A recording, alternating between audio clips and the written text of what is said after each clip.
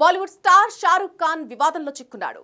Eden garden స్టేడియంలో అతడు చేసిన నిర్వాకానికి విమర్శలు వెల్లువెత్తుతున్నాయి. అందరికీ ఆదర్శంగా నిలవాల్సిన హీరోనే ఇలా చేయడమేంటని నెటిజన్లు ఫైర్ అవుతున్నారు. అసలేం జరిగిందంటే, శనివారం జరిగిన మ్యాచ్లో సన్ రైజర్స్ హైదరాబాద్ పై కోల్కతా నైట్ రైడర్స్ 4 పరుగుల తేడాతో విజయం సాధించిన విషయం తెలిసిందే. అయితే కోల్కతా ఇన్నింగ్స్ 10వ ఓవర్లో కేకేఆర్ సహయజమాని షారుఖ్ ఖాన్ స్మోకింగ్ చేస్తూ కెమెరా కంటికి చిక్కాడు. అయితే అది సిగరెట్టేనా లేదా వేరే ఏమైనానా అనేది వీడియోలో స్పష్టంగా కనపడలేదు. మరోవైపు స్టేడియంలో స్మోకింగ్ చేయడమేంటని షారుఖ్ ఖాన్ పై నెటిజన్లు ఫైర్ అవుతున్నారు.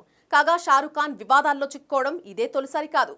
2012లో ముంబైలోని వాంఖడే స్టేడియంలో సిబ్బందితో గొడవ పడిన షారుఖ్ కు చుక్కెదురైంది.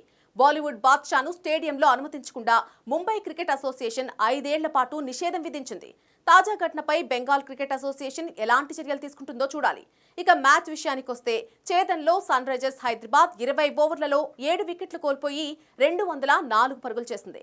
హెన్రిచ్ క్లాసెన్ గొప్ప పోరాటం వృధాగా మారింది. జోరు మీదున్న క్లాసెన్ను ఆఖరి ఓవర్లో హర్షిత్ రాణా అవుట్ చేసి హైదరాబాద్ను దెబ్బకొట్టాడు. చివరి ఓవర్లో SRH కు 13 పరుగులు అవసరమవగా తొలి బంతిని క్లాసెన్ సిక్సర్ బాదాడు. కానీ ఆ తర్వాతి 5 బంతుల్లో హర్షిత్ 2 పరుగులే ఇచ్చి 2 వికెట్లు తీశాడు.